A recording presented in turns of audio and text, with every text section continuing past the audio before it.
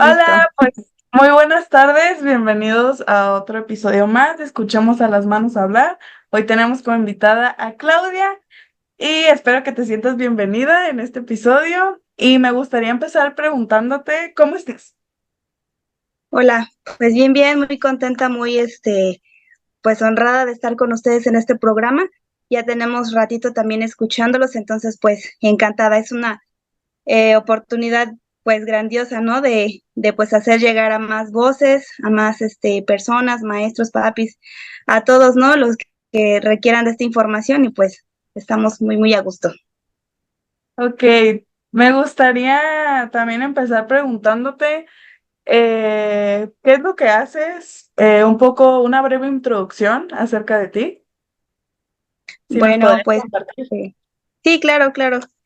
Mi nombre completo, bueno, Claudia Ivette Juárez Jiménez, soy licenciada en Educación Especial, egresé del Benemérito Instituto Normal del Estado de Puebla, que es el BINE, egresé en el año 2009, ya tiene ratito. Entonces, bueno, cuando salimos, tenemos la oportunidad de ingresar a lo que es CEP y ahí pues nos dan la plaza, ¿no? En lo que es la USAR número 89, donde pues no me he movido. Tan a gusto estoy que no me he movido, ya 15 añitos por acá. Y pues en la función de docente de apoyo tuve la oportunidad también de tener la comisión de la dirección. Entonces, pues igual, ¿no? Ya aprendimos muchísimo. Y ahorita nuevamente pues regresamos a la función de docente de apoyo y tengo a mi cargo como con esa función una telesecundaria y una primaria en el municipio de Tepanco de López. Estamos en la localidad específicamente de San Luis Temalacayuca. Ahí nos encontramos. Ok. Ahora me gustaría preguntarte, adentrándonos un poco más a lo que es el tema de este episodio, ¿qué son las habilidades adaptativas y por qué son importantes para la vida diaria? Pues como su nombre lo dice, son esas habilidades, o lo que tenemos es un conjunto de capacidades, conductas y destrezas que tiene cualquier ser humano para poder desarrollarse en la vida diaria. Hablando específicamente de pues una condición de discapacidad, pues si para una persona que no tiene esa condición son importantes, pues cuando está presente una discapacidad, pues lo es muchísimo más. ¿Qué son estas habilidades? Ese conjunto de, como lo mencioné, capacidades, conductas y destrezas que nos hacen tener esas competencias dependiendo de la edad cronológica que tenga la persona, el medio en el que se desenvuelva y sus habilidades que tenga. No es lo mismo tal vez las habilidades que tenga un niño, por ejemplo, de la sierra, ¿no? Que camina grandes distancias, que pues está acostumbrado, no sé, a lo mejor a ciertos climas, a un niño de la ciudad, ¿no? Su desarrollo es distinto, sus capacidades son distintas, y a eso se refieren las habilidades adaptativas, ¿no? Como su nombre lo dice, se van a adaptar a esa vida diaria que se van enfrentando. Ok. ¿Y cómo crees que influyen estas habilidades en la independencia de una persona? Pues muchísimo, ¿no? O sea, esas habilidades adaptativas son fundamentales para esa independencia. Todos nosotros vamos desarrollando ciertas habilidades para precisamente, ¿no? Cuando en la edad adulta, pues tengamos una independencia, ¿no? No tengamos que recurrir a otra persona o algún otro medio pues, para poder desenvolvernos. No sé, pues hay muchas personas, ¿no? Que ya el inglés, por ejemplo, es básico, ¿no? Ya pudiera Sí. parecer una habilidad básica o habilidad adaptativa. El uso de la tecnología, ¿no? El celular. Ya nos hemos adaptado tanto a eso que ya se vuelve como esa necesidad, ¿no? Entonces, pues influye muchísimo. Hablando igual de personas con discapacidad, pues esas habilidades que le van a ayudar a esa persona a que no dependa precisamente de alguien, ¿no? De un cuidador, de una persona que pues esté al tanto o al pendiente de esa persona. Va a depender también de sus capacidades, de sus habilidades, de las condiciones que presente.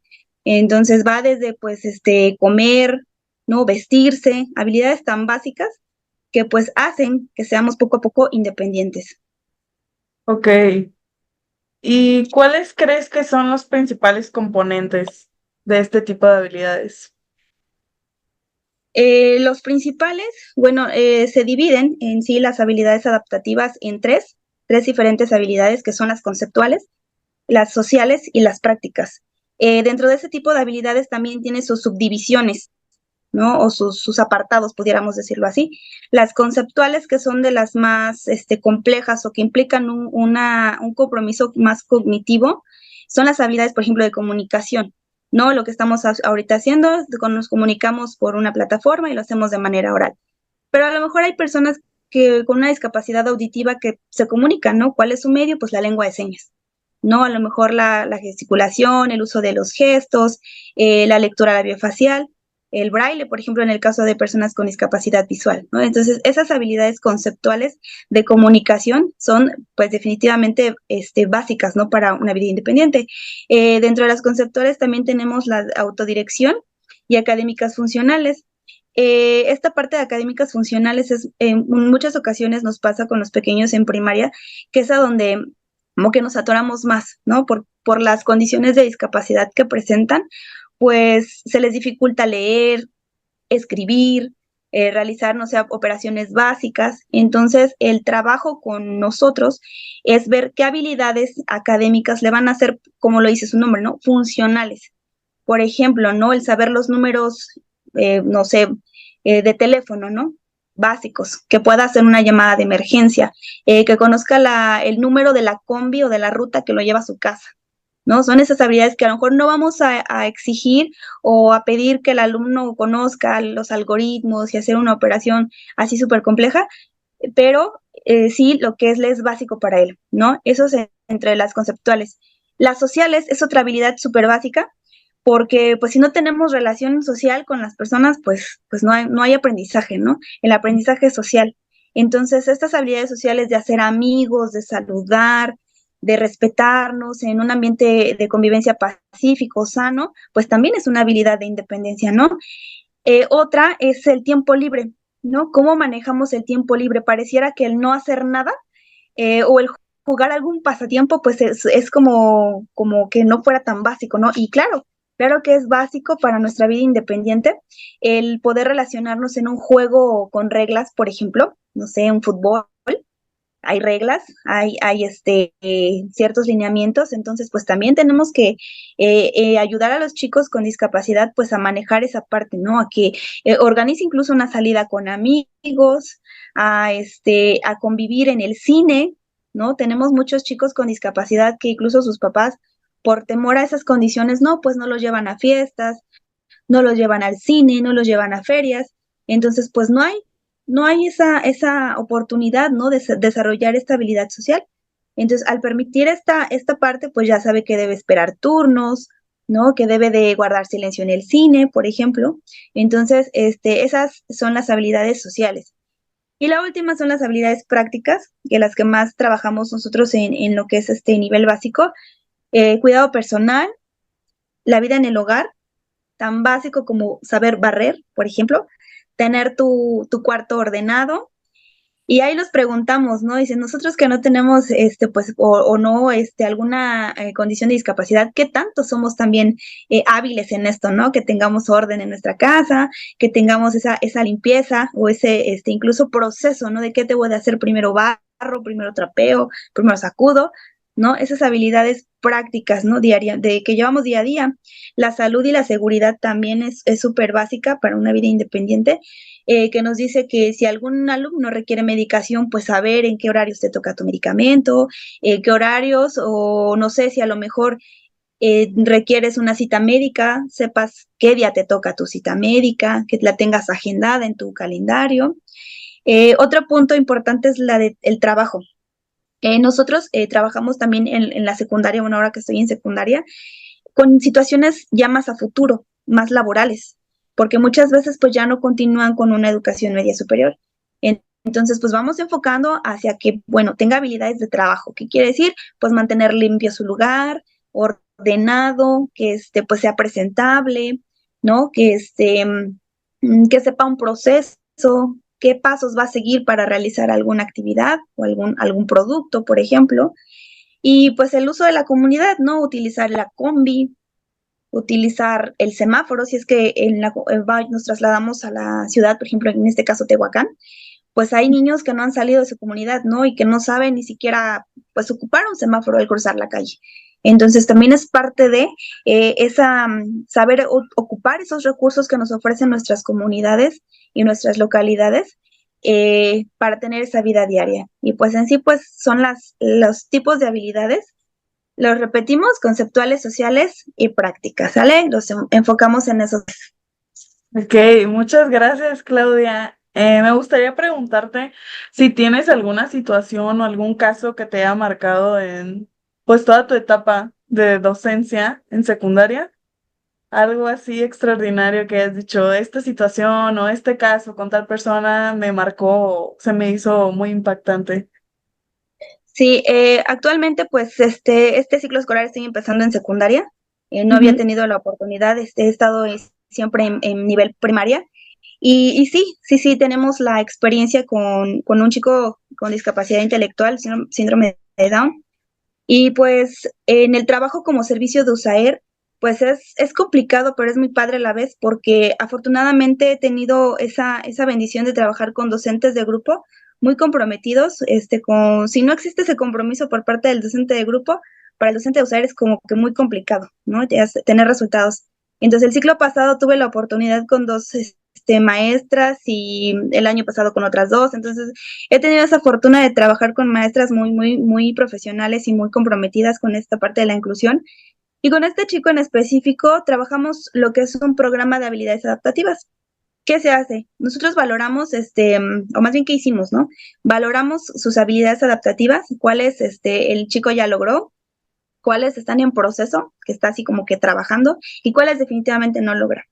Entonces, al tener este diagnóstico, diseñamos dentro del plan de intervención, que es una parte del proceso de intervención educativa que llevamos como servicio de USAER, incluimos lo que es un programa de habilidades adaptativas, donde muchas veces nos pasaba que los chicos que no acceden como tal a la currícula, que dicen, no, no, de plano, pues no va a acceder a la lectura-escritura, no va a acceder a contenidos de su grado por las condiciones que presenta, pues, ¿qué hacemos?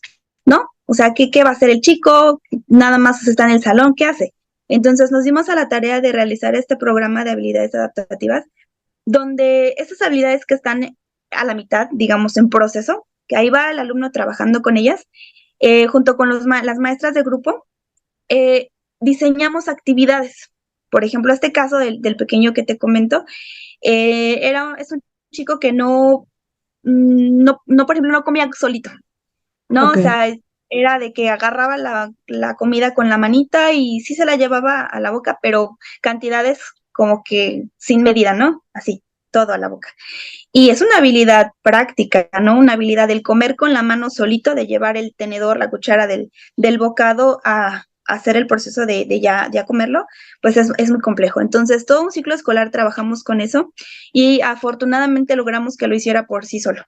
Por sí solo logró hacer ese proceso y pareciera como de, ay, pues qué sencillo, ¿no? Pero no, para este chico con discapacidad intelectual fue un logro muy grande. Nos duró casi 2 ciclos escolares con ese proceso, pero lo logramos, ¿no? Es esa parte de decir, lo logramos, ¿no? Entre la maestra de grupo, la madre de familia, en mi caso como docente de USAER, pues también, ¿no? Ahora nos quedamos en el proceso de comer solito, pero a lo mejor alimentos más líquidos, ¿no? Porque todo eso era sólido. Ahora Ujú. vamos con lo líquido. Y son procesos muy complejos, vuelvo a repetir, dependiendo de las características de los chicos, pero que teniendo este programa, plasmado en el plan de intervención, híjole, nos damos cuenta del logro de los chicos, lo tenemos plasmado. El orgullo que de verdad se sintió con los maestros de grupo, porque era como un poco frustrante, ¿no? Decir, es que no aprende, o es que, este, pues no se ven los avances.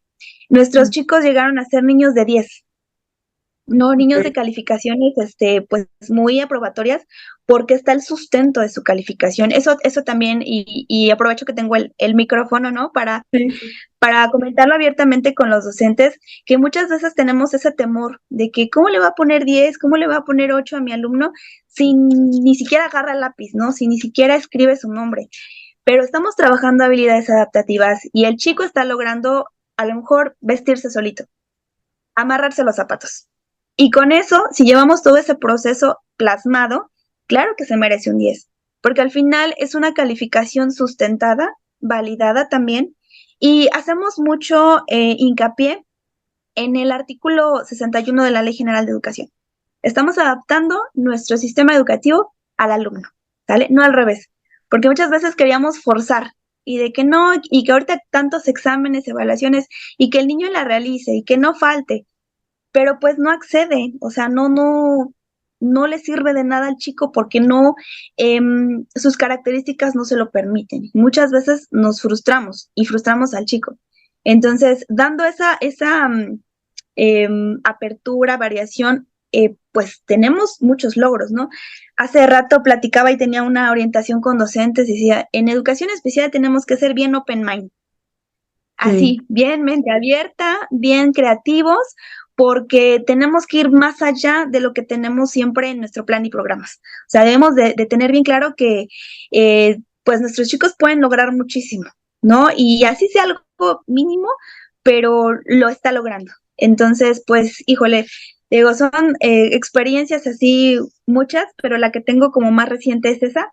Y te digo, aprovechando en el micrófono, pues ese tip, ¿no? Con los maestros, que no tengamos miedo a decir, no, es que yo tengo idea o tengo la inquietud de trabajar esto con él. Hazlo, maestro, hazlo. ¿Qué puede pasar? Que a lo mejor, pues no te acceda, no pasa nada, lo volvemos a intentar y el chico tiene que aprender. Entonces, pues, es la experiencia. Ok. Haciendo relación un poco a la experiencia que nos acabas de compartir, me gustaría que nos compartieras cómo crees o cómo se pueden evaluar las habilidades adaptativas en personas de diferentes contextos y edades. Sí, como lo mencionaba anteriormente, nosotros dentro de nuestro plan de intervención manejamos con estos chicos de discapacidad pues este programa de habilidades adaptativas. Ahorita con la nueva escuela mexicana escuchamos hablar sobre PDA, procesos de desarrollo de aprendizaje, contenidos, ¿no? Como que lo que debe de aprender el alumno.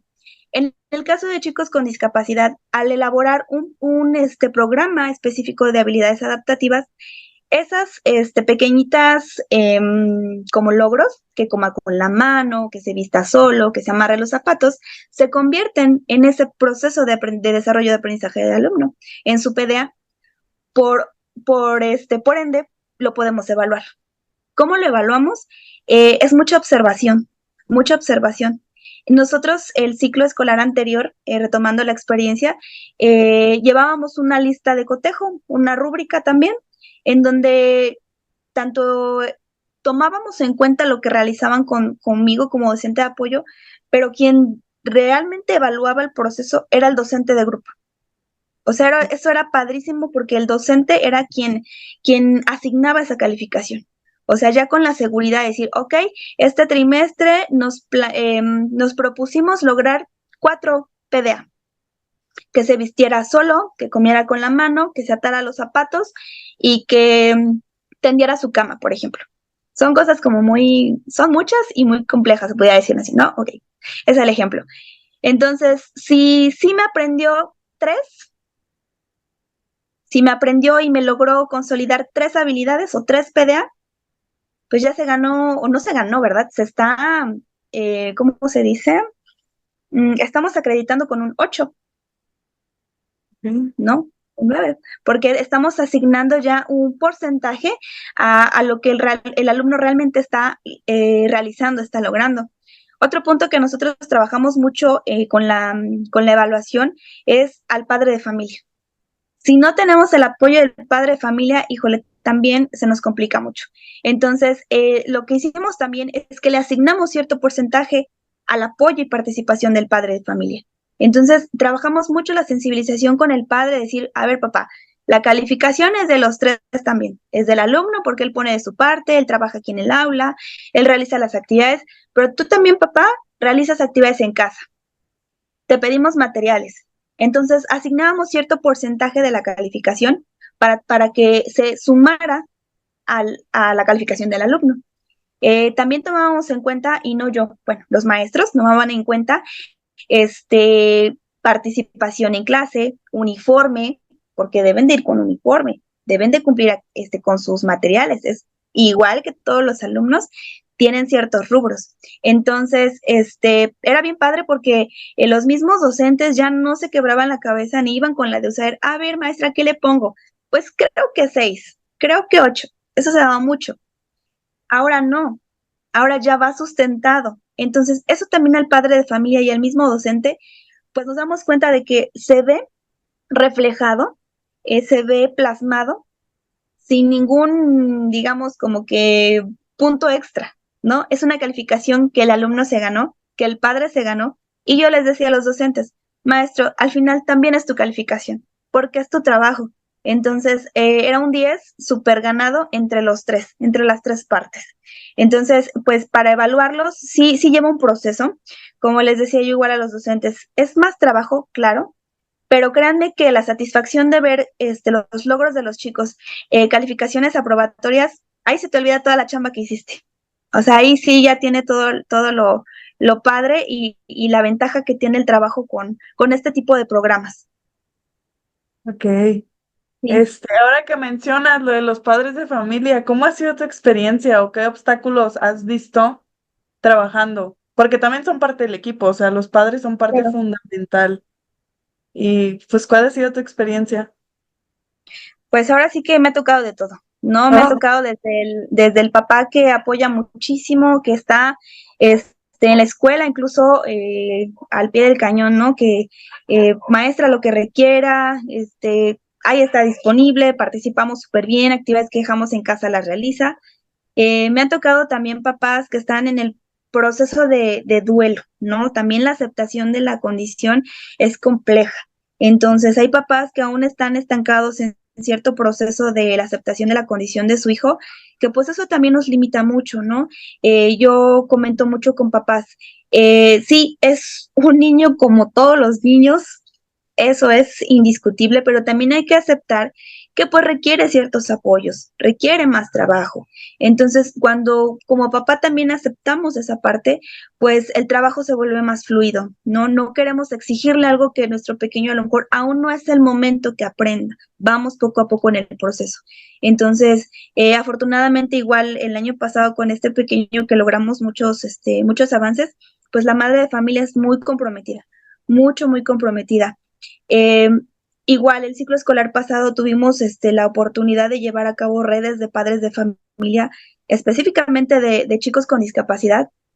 Igual fue de verdad unas sesiones y oportunidades bien, bien grandes de que los papás escucharan a otros papás, que pues no son los únicos casos. Muchas veces pues eso ha pasado, ¿no? Que piensan que pues les tocó vivir esa situación, que es la más compleja. Compartir con otros padres, pues les ha dado como que el ánimo de decir, no estoy solo, ese papá ha podido, yo también puedo. Incluso entre ellos, yo he hecho esto, yo he ido a estas terapias, yo he ido con este especialista. Entonces, el que también entre ellos, como padres de familia, hagan su red de apoyo de padres, híjoles, también, pues con nosotros, ¿no? Nos apoya como maestros para que se den cuenta de que, no, sí debo de apoyar a la maestra, ¿no? Ay, no es tanto lo que me está exigiendo la maestra, ¿no? Entonces, sí, porque pensamos a veces que los papás sienten, ¿no? De que, ay, la maestra me está exigiendo, me está pidiendo que vaya a la escuela.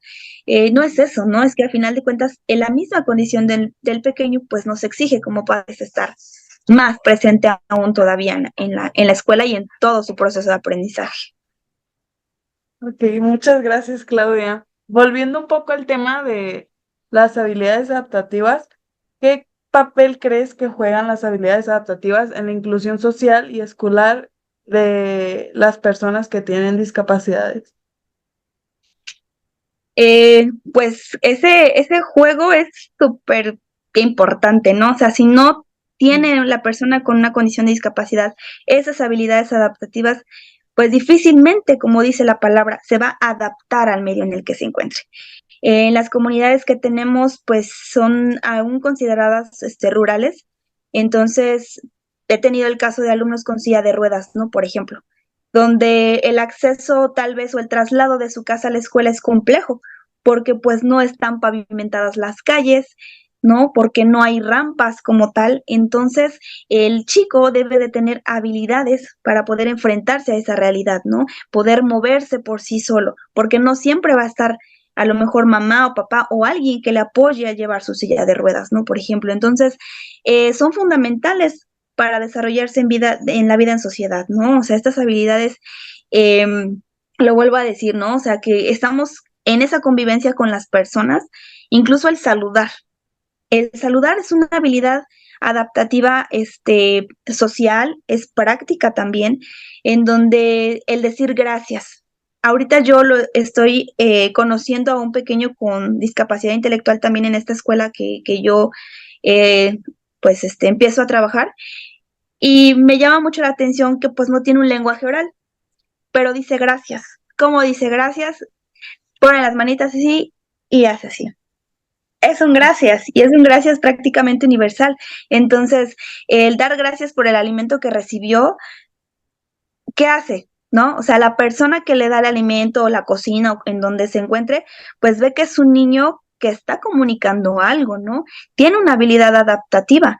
Entonces, no es de que llegue y bota y ¿cuántos niños no tenemos que ni los buenos días te dan? Y el pequeñito hasta agradeció. Entonces, de que son fundamentales, son fundamentales. Todo va a depender de poco a poco conocer las características del niño y qué habilidades presenta y cuáles vamos a desarrollar, cuáles va a necesitar para ir con esa, pues sí, ese desenvolvimiento diario, ¿no?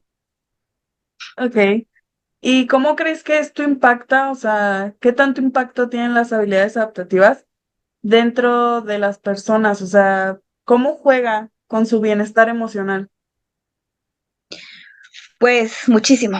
Va de la mano con su bienestar emocional, porque hasta incluso ellos, al ver que ya logran hacer algo, es Ah, maravilloso, ¿no? Ver que ya se sabe poner los zapatos, hasta él mismo se los quita ahora jugando con ellos. Hasta yo, ¿no? Ando descalza ahí en el salón y se quita los zapatos y hay uno a veces como mamá gallina, ¿no? Ay, le quiero ayudar. No, no, no, a ver, déjalo, que lo haga solito. Entonces, el ver que él puede hacerlo solito, su carita a lo mejor no te lo expresará con palabras, dependiendo de la condición, pero uno se da cuenta, ¿no? De esa emoción que él tiene, de ese orgullo que él tiene de ponerse los zapatos solitos, por ejemplo, ¿no? Ni se diga de trasladarse a algún lado. Hay oh, niños que son un poquito más conscientes de la condición que presentan, por ejemplo, en el caso de la motriz, que no hay compromiso intelectual, y hasta ellos dicen, mira maestra, ya puedo ir de mi salón al baño. Teníamos el año pasado un chico con discapacidad motriz que no se sabía mover solo, siempre tenía que llevarlo a alguien. Entonces el maestro de grupo con el que estuvo trabajando el año pasado logró que el chico se desplazara solo de su salón al baño, solito, su silla de ruedas. Él feliz, ya no lo parábamos, ya quería andar en toda la escuela con su silla. Entonces, ahí nos damos cuenta que el chico se está, pues, percatando de ese logro, ¿no? Y de que se está volviendo más autónomo. Entonces, sí llegó un momento en el que, te digo, ¿no? O sea, te entra así como de, ay, no, se va a caer, o y como mamás eso también hace, ¿no? De que no les brindan las oportunidades a los hijos de explorar, experimentar, ver si realmente, pues, es capaz de lograr cosas, porque lo son, pero nos ha pasado de que yo les pregunto, a ver, mamá, ¿su hijo se sabe quitar la camisa? No sé, es que yo lo cambio. No, pues, si nosotros también como papás, como maestros, no damos esa oportunidad, el chico no se va a dar cuenta. Obviamente, ¿quién no va a estar cómodo que me vistan? Pues todos, ¿verdad? Ay, no, pues mientras me vistas, mejor. Y no, sí, cuando el chico se da cuenta que es capaz de hacerlo por sí solo, va a decir, ya mamá, ¿sabes qué? Solito, yo solito, es más, yo elijo mi ropa, ¿no? Entonces, es definitivamente, pues muy padre ver que ellos se dan cuenta de sus logros. ok, muchas gracias, Claudia. Me gustaría hacerte una pregunta antes de irnos a una pausita comercial. Sí. ¿Qué desafíos enfrentan las personas que tienen dificultades para desarrollar este tipo de habilidades y cómo crees que pueden superarlos? Pues desafíos son muchos, ¿no? Desde la familia también, ¿no? Lo que comentaba ahorita. Si la misma familia no proporciona las oportunidades de desarrollar estas habilidades adaptativas, porque si como papás a veces queremos que no le pase nada a tu hijo, lo queremos aquí proteger y demás, cuando más un chico con discapacidad, ¿no? Existe pues esa sobreprotección y por esa misma sobreprotección no brindamos esas oportunidades. Entonces, esa es una de las primeras limitantes, ¿no? La familia. Aparentemente decimos, no, pues la familia siempre apoya, pero a veces la familia también se vuelve una barrera, ¿no? Otra limitante, definitivamente también la sociedad. No hay un camino muy largo por recorrer en esta parte de la inclusión, donde al menos en las escuelas en las que elabora la USAR 89, pues vamos poniendo nuestro granito de arena, ¿no? O sea, trabajamos con los alumnos en general, con padres de familia, sensibilizando, ¿no? Que pues existe la diversidad, que existen diversas condiciones y que los niños están ahí y que somos diversos y que todos tenemos la oportunidad, el derecho de aprender en igualdad de condiciones. Entonces, vuelvo a repetir, no vamos de poquito en poquito, desde el hecho de, pues ya que no hagan eso de ver feo, ¿no? Porque pasa de que, ay, vente hijo, no te juntes, o vente, o porque está malito. No, entonces vamos poco a poquito dentro de las escuelas en las que estamos, pues a que los chicos digan, no, es un niño como todos, lo incluimos como todos, jugamos como todos, con sus características, ¿no? Conociendo sus limitaciones también. Entonces los retos siguen siendo muchísimos, ¿no? Sin embargo, pues no nos hemos rendido y siempre hemos tratando de ir poniendo esa semillita para que poco a poco en algún futuro pues se vean, ¿no? Esos logros. Y creo que se ha visto ya incluso en los desfiles, ¿no? Ya visibilizamos la condición de discapacidad cual sea. Antes, no, que no participe, o el mismo papá, no, mejor que no participe, o en el bailable, no, mejor que no salga, ¿cómo va a bailar si no se mueve? O si nomás está en la silla, no, claro que puede. Lo acabamos de ver, ¿no? Los Paralímpicos.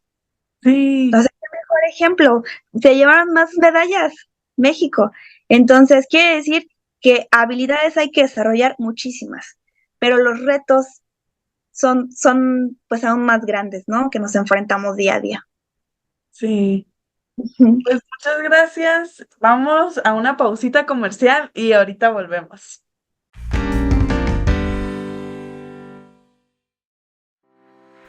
¿Sabías que el 12 de septiembre es el Día Nacional de las Mujeres con Discapacidad? Si no lo sabías, tranqui, estás en el lugar correcto, porque hoy en esta cápsula informativa vamos a hablar de por qué este día es tan importante y qué está pasando en México para cambiar las cosas. Primero hablaremos de algo que muchas veces no se discute lo suficiente. Más del 70% de las mujeres con discapacidad en México han sido víctimas de violencia en algún momento de su vida. Así es.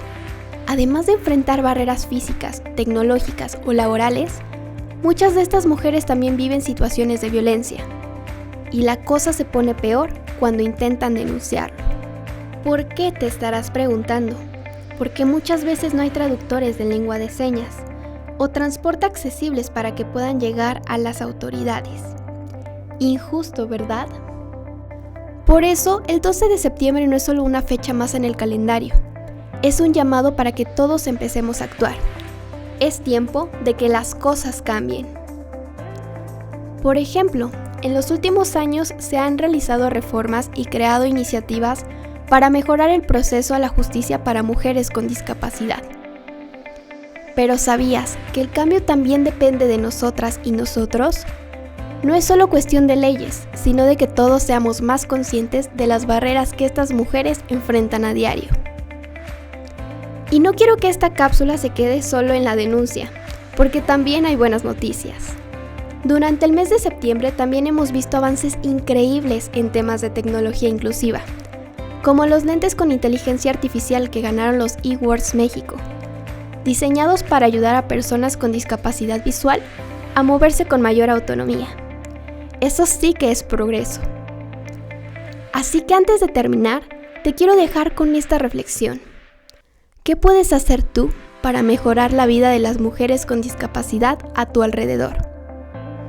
A veces, basta con ser más inclusivos en nuestras acciones cotidianas. Soy Mizuki Pineda y nos escuchamos en la próxima cápsula. ¿Sabías que muchas personas con discapacidades en México no solo han logrado una vida autónoma, sino que también han sido líderes y modelos de inspiración en diferentes áreas? Por ejemplo, Gabriela Brimer, quien tenía parálisis cerebral, se convirtió en una escritora y activista que luchó por los derechos de las personas con discapacidad. Su obra y su vida ayudaron a visibilizar los desafíos que enfrentan y a impulsar cambios en las políticas públicas. También tenemos a Saúl Mendoza, atleta paralímpico con mielomingocele, quien ganó medallas en múltiples Juegos Paralímpicos y ha sido un referente en el deporte adaptado en México. Además, figuras como Gilberto Rincón Gallardo, con una discapacidad física, desempeñaron roles claves en la creación de políticas de inclusión, siendo el presidente del Consejo Nacional para Prevenir la Discriminación, CONAPRED. Personas como Juan Pablo Anaya, un abogado ciego, han trabajado incansablemente para garantizar que la educación y los servicios sean accesibles para todos, demostrando que la autonomía no solo es posible, sino que también puede ser transformadora.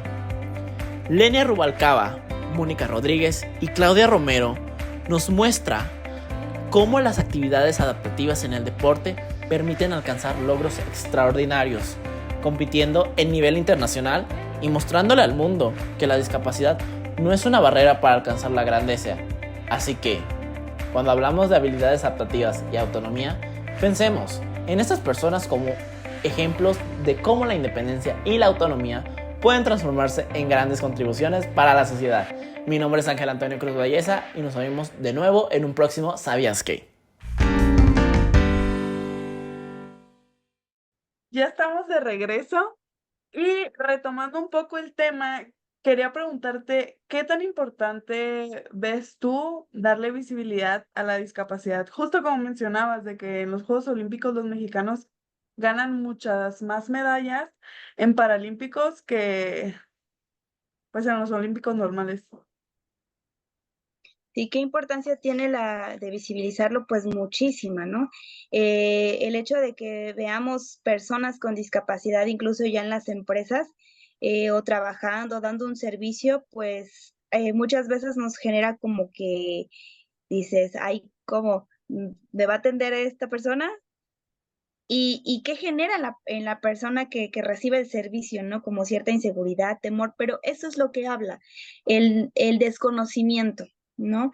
Se escucha feo la palabra, pero bueno, la ignorancia, ¿no? O sea, la misma ignorancia de no conocer la diversidad, de no conocer que la discapacidad existe, que la discapacidad está en las aulas, está en los trabajos, está en cualquier medio y que en muchas discapacidades, pues, son, pues, podemos tener cualquier persona, ¿no? O sea, muchas veces pensamos de que ya nacimos sin ninguna complicación, ni problema, pero no, no es así. O sea, podemos adquirir una discapacidad como tal. Entonces, el ser sensibles ante eso, pues el visibilizarlo, yo creo que ayudaría mucho también a la sociedad, ¿no? Más en México. En México estamos muy pobres en esta cuestión.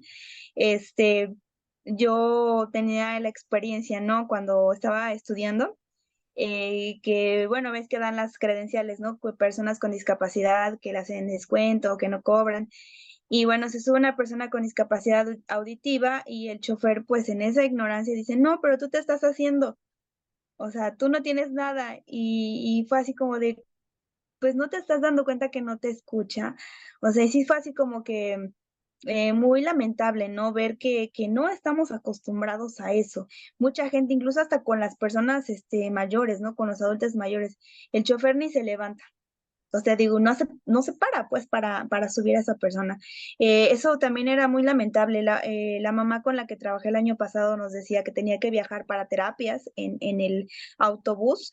No voy a decir la línea, ¿verdad? Porque lo vamos a hacer el comercial. Sí, está bien. Pero sí, no, dice, no me hace parada.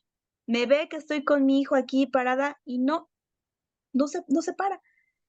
Y va uno, y va otro, y no se para. Incluso gente que no da el asiento, ¿no? Con ese simple detalle, ¿no? O sea, algo tan sencillo que es darte el asiento en la combi, en la micro, es eso. no estamos preparados.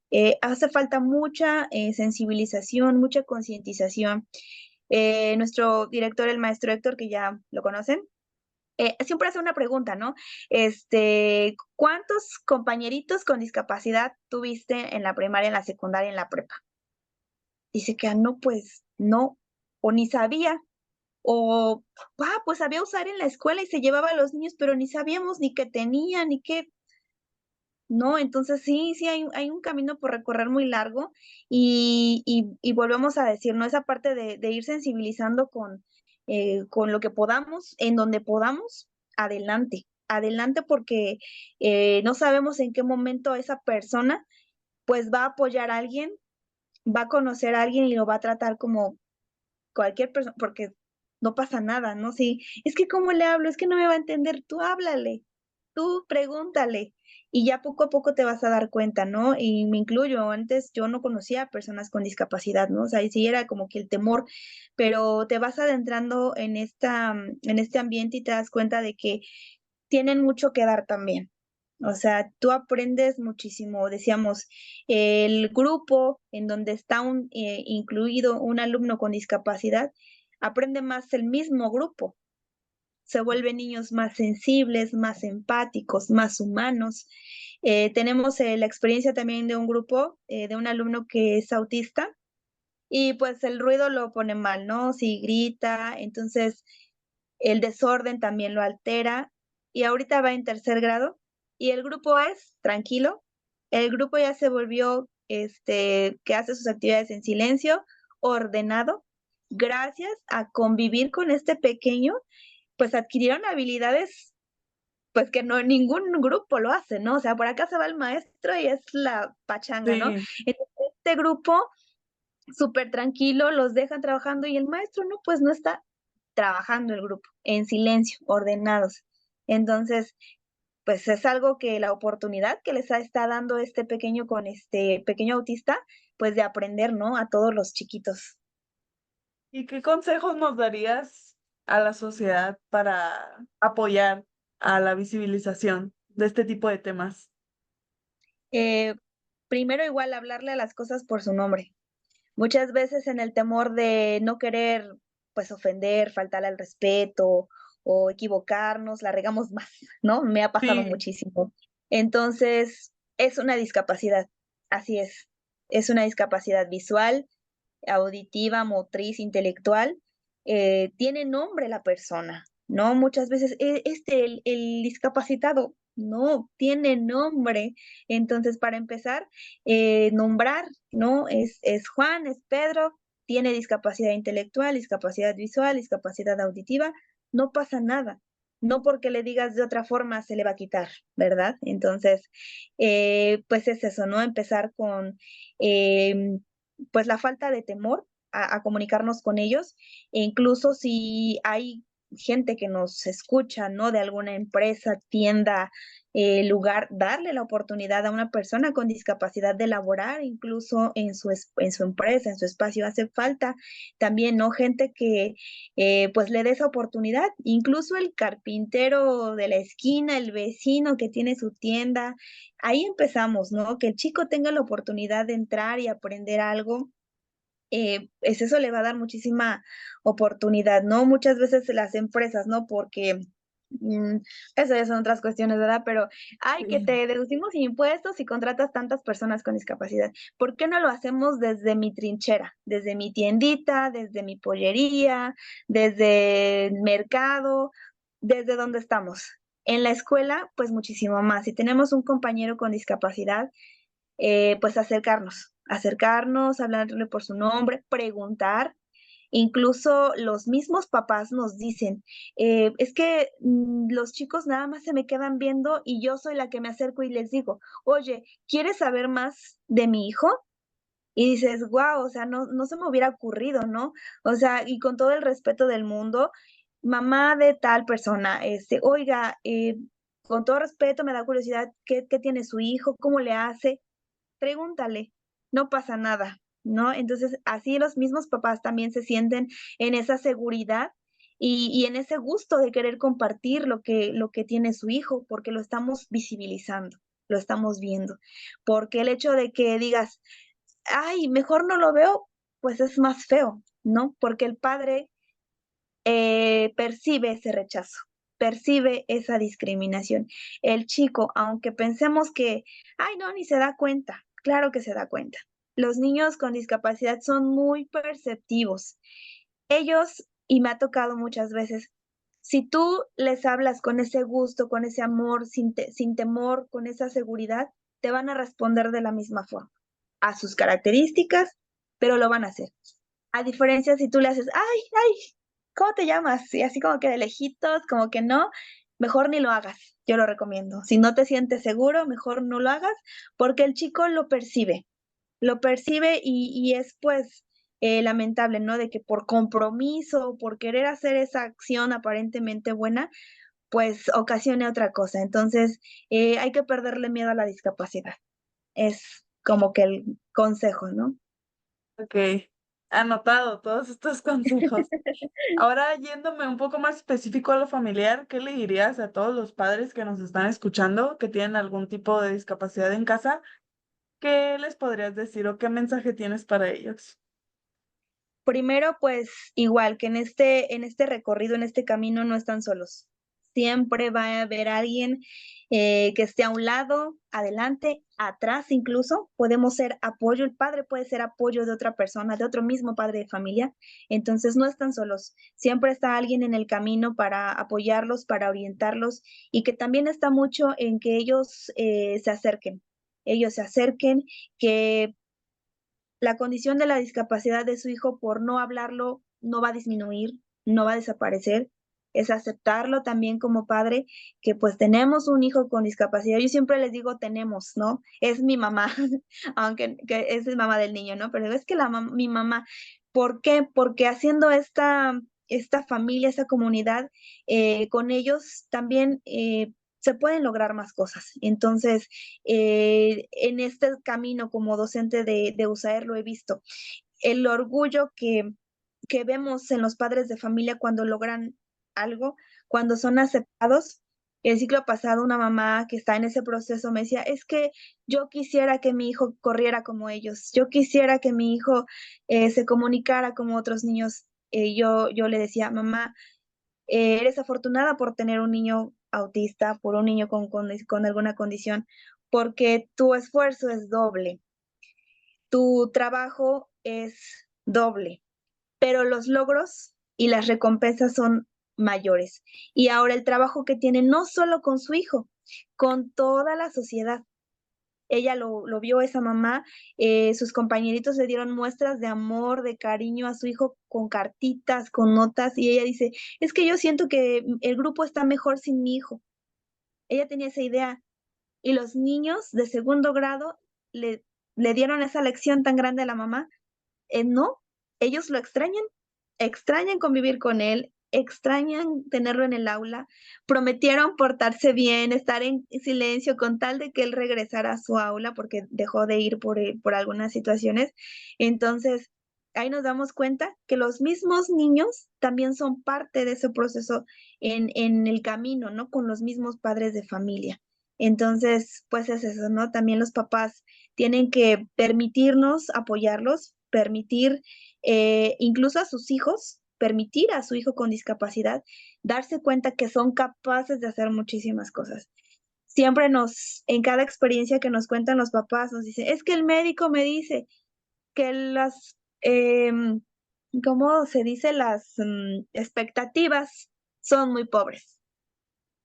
Y se han dado cuenta que no es así, que ha logrado muchas cosas. Es que el doctor me dijo que no iba a caminar.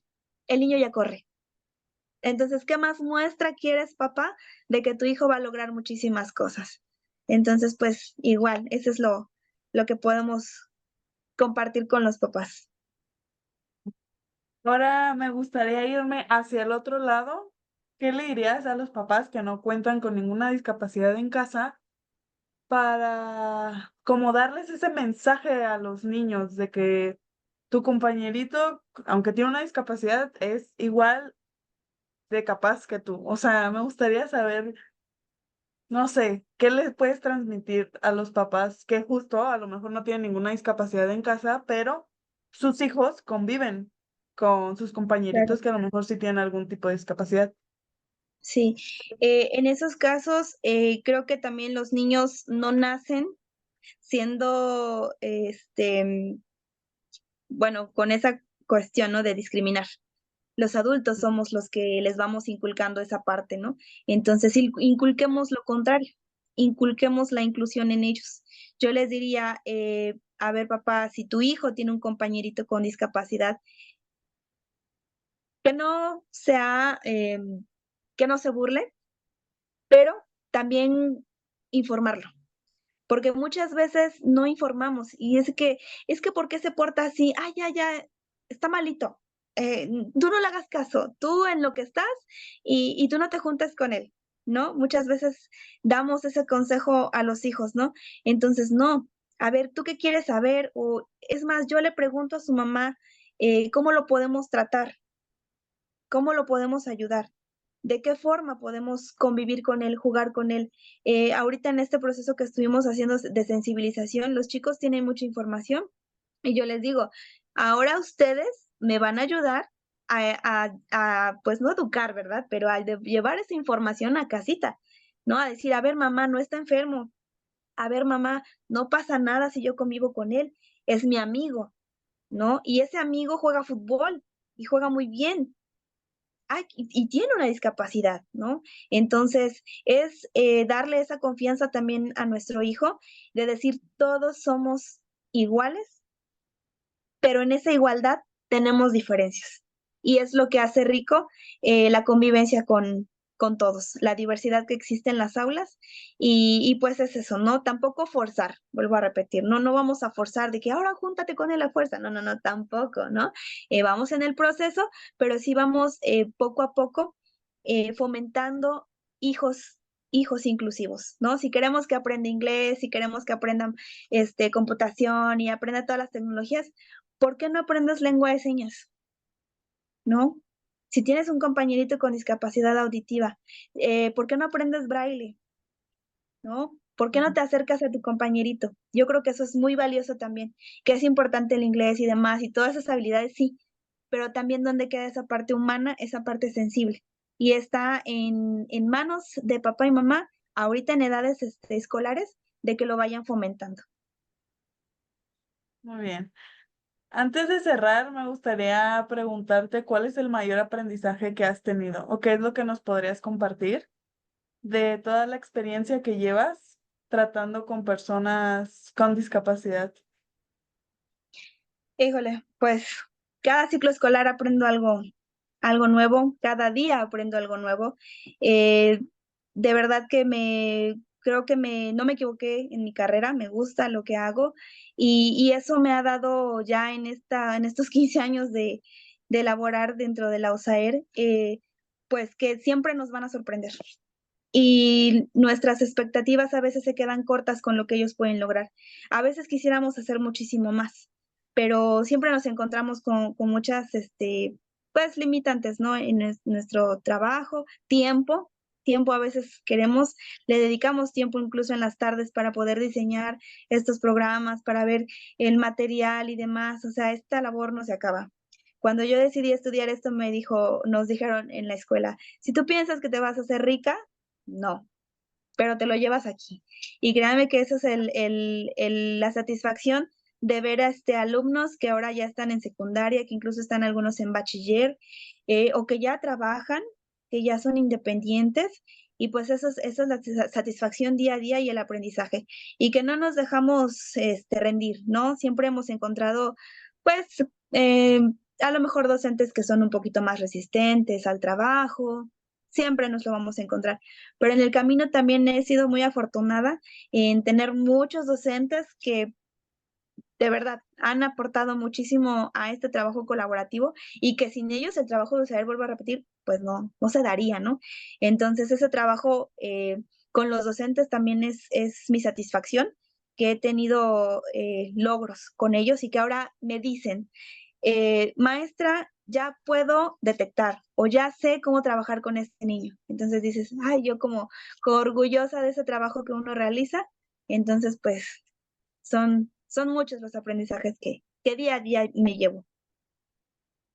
Qué bonito. Pues muchas gracias, Claudia. No me queda más que felicitarte por toda tu trayectoria. Créeme que me llevo demasiado de este programa. Aprendí muchísimo en este tiempo que estuvimos platicando y estoy segura que esto es información valiosa para toda la gente que nos está escuchando y para nuestra sociedad.